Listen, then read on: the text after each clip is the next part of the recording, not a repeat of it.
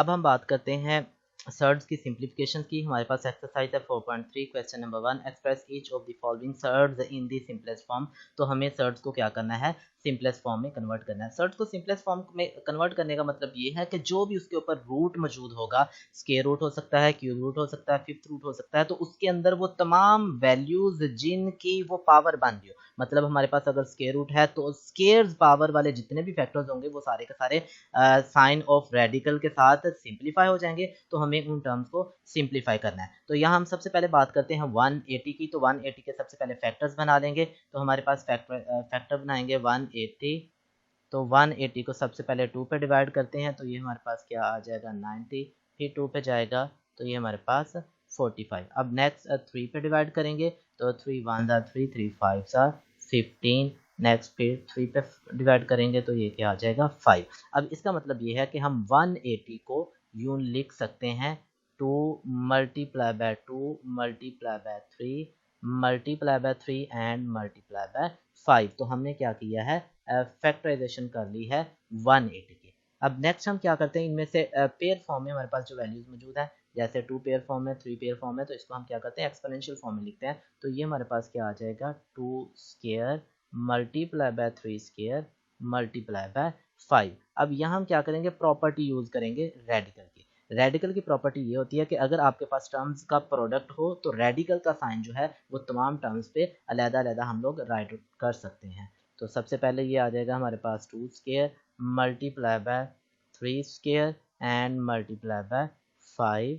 इसका स्क्वायर नहीं था। अब देखिएगा ये स्क्वायर के साथ स्क्वायर रूट कैंसिल आउट हो जाएगा, स्क्वायर के साथ स्क्वायर रूट कैंसिल आउट हो जाएगा, तो ये हमारे पास बचेगा 2 multiply by 3 and multiply bye 5। तो ये आ जाएगा 2 मल्टीप्लाई बाय 3 6 और 5 मल्टीप्लाई हो रहा है, तो यहाँ साइन ना भी लिखे तो इसका मतलब ये होगा कि ये वाला जो आपके पास सर्ड्स है ये 6 के साथ मल्टीप्लाई हो रही है। नेक्स्ट अब हम नेक्स्ट एग्जांपल की बात करते हैं। तो नेक्स्ट देखिएगा हमारे पास क्या है, क्यूब रूट मौजूद है। तो इसका मतलब ये होगा कि इस क्यूब रूट के अंदर जितने भी वो फैक्टर्स जो क्यूब की फॉर्म में मौजूद हैं वो क्या आ जाएंगे हमारे पास, रूट से बाहर आ जाएंगे। तो हम उसको सोल्व करते हैं। तो सबसे पहले हम 128 की फैक्टराइजेशन करते हैं। तो 128 2 पे डिवाइड हो जाएगा, तो ये आ जाएगा 6 2 12 और ये 4 आ जाएगा। नेक्स्ट फिर 2 पे करेंगे 3 2 6 2 2 4। नेक्स्ट फिर 2 पे करेंगे 2 1 2 और 6 2 12। फिर नेक्स्ट 2 पे करेंगे तो ये आ जाएगा 8 2 16। फिर 2 पे करेंगे 4 2 फिर 2 पे करेंगे तो 2 2 4। फिर 2 पे करेंगे तो 2 1 2। इसका मतलब ये है कि हमारे पास जो फैक्टर्स बन रहे हैं वो क्या है 2 multiply by 2 multiply by 2 multiply by 2 multiply by 2 multiply by 2 multiply by 2, यानी कि 2 7 टाइम हमारे पास क्या हो रहा है, मल्टीप्लाई हो रहा है। ठीक है, तो हम इसको राइट करते हैं। तो ये आ गया। अब देखिएगा सबसे पहले हमारे पास मौजूद है क्यूब रूट, तो इसका मतलब ये होगा कि हम 2 के 3 नंबर्स के साथ पेयर बना के डायरेक्टली एक्सपोनेंशियल फॉर्म में लिखते हैं। तो ये आ जाएगा 3/4 और यहाँ मैं राइट करता हूँ क्यूब रूट ऑफ सबसे पहले 2 का क्यूब मल्टीप्लाई बाय 2 का क्यूब एंड मल्टीप्लाई बाय 2। तो 3 2 ये आ गया, 3 2 ये आ गया, 6 2 और ये 7 2। तो हमने इन 3 2s को क्या किया, क्यूब की फॉर्म में लिख लिया और इन 2s को भी हमने क्या कर लिया है, क्यूब की फॉर्म में लिख लिया और ये जो लास्ट पे एक बच गया उसको वैसे लिख लिया। अब रेडिकल की प्रॉपर्टी हम यूज़ करेंगे। तो रेडिकल की प्रॉपर्टी क्या है हमारे पास कि तमाम वैल्यू जो रेडिकल के अंदर होती हैं उनको हम क्या कर सकते हैं, अलग-अलग राइट आउट कर सकते हैं। तो ये cube root of 2 cube multiply by cube root of 2 cube and multiply by cube root of 2 आ जाएगा। ठीक है, तो यहाँ क्यूब से cube root cancel out, cube से क्यूब रूट कैंसिल आउट हो जाएगा। तो ये हमारे पास क्या आ जाएगा 3/4। तो मल्टीप्लाई बाय, तो यहाँ भी हम मल्टीप्लाई लिख लेते हैं, मल्टीप्लाई बाय 2 मल्टीप्लाई बाय 2 और साथ आ गया multiply by cube root of 2 आ जाएगा। ठीक है, यहाँ कटिंग करेंगे 2 1 2 और 2 2 4 और 2 1 2 2 1 2। तो हमारे पास बाकी बच गया 3 और ये आ गया क्यूब रूट ऑफ 2। अब ये सिंपलेस्ट फॉर्म है अंडर द रेडिकल साइन। अगर आप गौर करें तो कोई भी ऐसा फैक्टर मौजूद नहीं है जिसका क्यूब बन रहा हो। अगर क्यूब बन रहा होता तो हम इसको क्या करते, फर्दर सिंप्लीफाई कर लेते। नेक्स्ट प्रॉब्लम है हमारे पास फिफ्थ रूट ऑफ 96 x की पावर 6 y की पावर 7 एंड z की पावर 8। तो हम क्या करेंगे, अब फिफ्थ रूट है तो हमने जितने भी फैक्टर्स हैं वो फिफ्थ पावर में बनाने, क्योंकि हमारे पास फिफ्थ रूट है तो फिफ्थ पावर वाले जितने भी फैक्टर्स अंदर मौजूद होंगे वो सारे के सारे रेडिकल साइन के साथ सोल्व हो जाएंगे। तो सबसे पहले हम बात करते हैं 96 की। तो 96 के हम फैक्टर्स बनाते हैं। तो ये आ गया हमारे पास 96। तो सबसे पहले 2 पे डिवाइड करेंगे, 4 2 8, 1 कैरी 16 और 8 पे डिवाइड हो जाएगा। फिर 2 पे चला जाएगा, 2 2 4, फिर फर्दर 2 पे डिवाइड हो जाएगा, 2 1 2, 2 2 4, फिर 2 पे डिवाइड करेंगे 6 और फिर 2 पे डिवाइड करेंगे तो 3 2 तो यहाँ से देखिएगा हमारे पास 2 मल्टीप्लाई बाय 2 मल्टीप्लाई बाय 2। तो जो 96 है उसको क्या लिख सकते हैं, 2 की पावर 5 मल्टीप्लाई बाय 3। तो यहाँ हम राइट करते हैं सबसे पहले 96।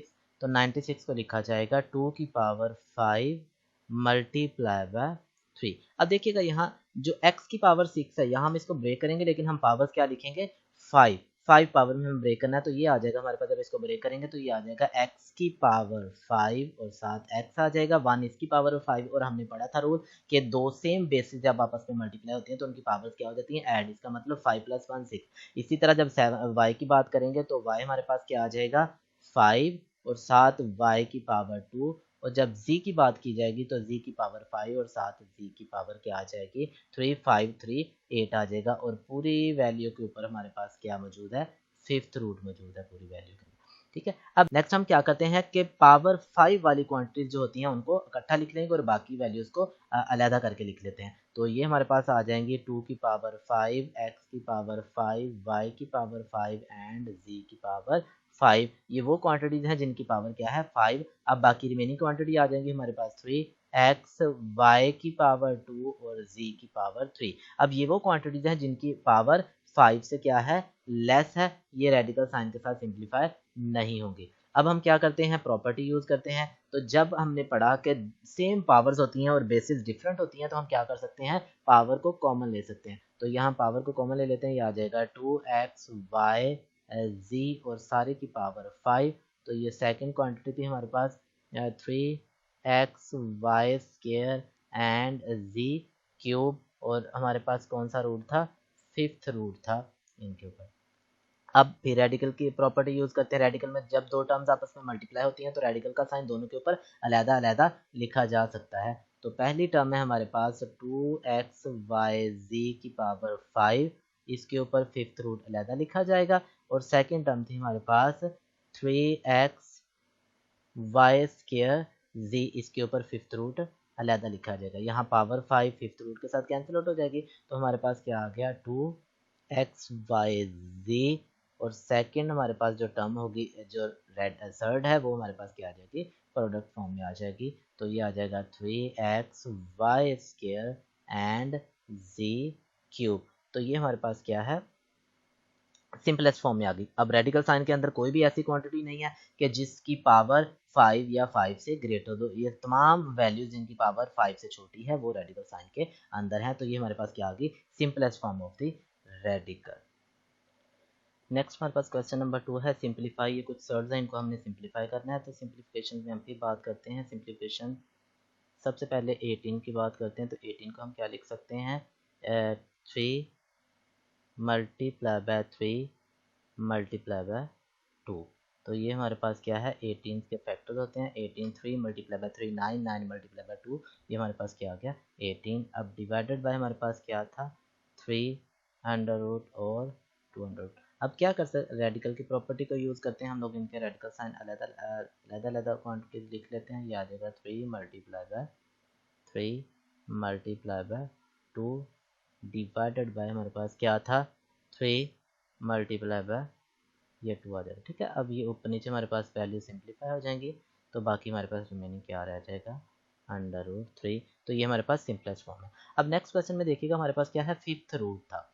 तो फिफ्थ रूट था तो हमें क्या करना है, अब सिमिलर जैसे कि हमने पिछले क्वेश्चन के अंदर किया कि वो तमाम वैल्यूज जिनकी पावर 5 होगी उनको हम सेपरेट लिख लेंगे और उसके अलावा जो बाकी क्वांटिटी होंगी उनको हम क्या कर लेंगे, सेपरेट लिख लेंगे। तो यहाँ हमारे पास 4 क्वांटिटीज मौजूद हैं। एक हमारे पास नंबर है और 3 हमारे पास वेरिएबल्स हैं। तो नंबर्स के सबसे पहले फैक्टराइजेशन कर लेते हैं। तो ये आ गया हमारे पास 243। तो हम इसके फैक्टर्स बनाते हैं। ये 3 पे डिवाइड हो रहा है तो सबसे पहले ये आ गया 81।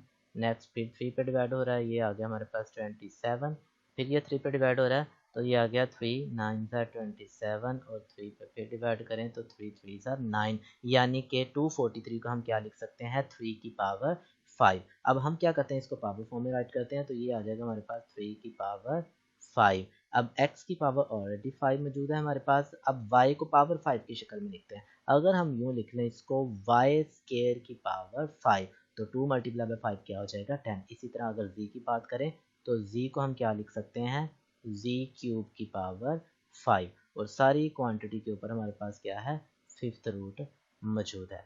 अब देखें तमाम क्वांटिटी जो चार की चार क्वांटिटी सभी की पावर 5 है, तो हम क्या कर सकते हैं सबकी पावर कॉमन लिख सकते हैं। जब पावर्स को कॉमन लेंगे तो ये आ जाएगा हमारे पास 3x और y का स्क्वायर और z का क्या बन जाएगा हमारे पास क्यूब बन जाएगा, और पूरी क्वांटिटी की वैल्यू क्या बन जाएगी पावर हमारे पास 5 आ जानी, और ऊपर रूट कौन सा फिफ्थ। अब पावर 5 जो होगी वो फिफ्थ रूट को कैंसिल आउट कर देगी, तो बाकी हमारे पास क्या बचेगा 3x y स्क्वायर और z क्यूब बन जाएगा। तो ये हमारी क्या आ गई सिंपलेस्ट फॉर्म है। अब लास्ट वाले पार्ट में देखिएगा हमारे पास क्या है 21, तो हम इसको सिंप्लीफाई करते हैं। तो 21 क्या होता है हमारे पास 3 मल्टीप्लाई बाय 7, तो 3 मल्टीप्लाई बाय 7 ये फैक्टराइजेशन फॉर्म है 27 की, तो ये आ गया था आपके पास 7 और ये आपके पास क्या आ गया 3 आ गया। हम क्या करते हैं अब इसको जो रेडिकल का साइन है दोनों क्वांटिटी के ऊपर अलग लिख देते हैं, तो ये आ गया 3 का और 7 का रेडिकल साइन, और ये आ जाएगा आपके पास, इसको प्रोडक्ट फॉर्म में लिख लें, ये डॉट का मतलब भी क्या है प्रोडक्ट है, तो ये आ जाएगा 7 मल्टीप्लाई बाय 3। अब देखिएगा दो ऐसे हमारे पास सर्ड्स हैं जो रिपीट हो रही, जैसे ये स्क्वायर रूट 3 और स्क्वायर रूट 3, स्क्वायर रूट 7 और स्क्वायर रूट 7, क्योंकि ये प्रोडक्ट की फॉर्म में है तो हम क्या लिख सकते हैं एक ही क्वांटिटी जब दो बार लिखी जाती है तो हम उसको क्या करते हैं स्क्वायर फॉर्म में राइट करते हैं। इसी तरह ये जो सर्ड दूसरी है 7 स्क्वायर रूट, ये इसका भी क्या बन जाएगा स्क्वायर बन जाएगा, तो ये स्क्वायर के साथ कैंसिल आउट हो जाएगी और ये भी स्क्वायर के साथ कैंसिल आउट हो जाएगी, तो ये हमारे पास क्या आ जाएगा 3 multiply by 7 which is equal to क्या आ जाएगा 21। तो ये थी सर्ड्स की सिंप्लीफिकेशन। व्यूअर्स उम्मीद है कि आपको आज के टॉपिक की समझ आई होगी। किसी मसले की सूरत में नीचे कमेंट बॉक्स में अपनी राय का इजहार ज़रूर कीजिएगा। शुक्रिया।